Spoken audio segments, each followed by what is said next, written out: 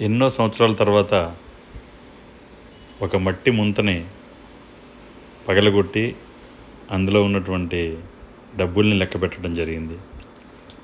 నా చిన్నతనంలో డబ్బుల్ని ఆదా చేయటం అనేది నేర్పించారు తల్లిదండ్రులు. దీన్ని ఇంగ్లీష్లో పిగ్గీ బ్యాంక్ అంటారు కదా. పిల్లలకి చిన్నతనం నుండే వాళ్ళకి డబ్బుల్ని సేవ్ చేయటం అవన్నీ నేర్పిస్తే వాళ్ళకి పెద్ద అయ్యాక దాని యొక్క విలువ తెలుసుకుంటారు. వాళ్ళకి ఒక ఆర్థిక పరిజ్ఞానం లాంటిది కూడా వాళ్ళకి అలవాటు అవుతుంది. దీంట్లో ఆధ్యాత్మికమైనటువంటి కూడా ఒకటి ఉంది. మట్టితో చేసినటువంటి ముంత భూదేవికి చిహ్నం. దానిలో మనం ప్రోగు చేసేటువంటి ధనము శ్రీదేవికి చిహ్నం.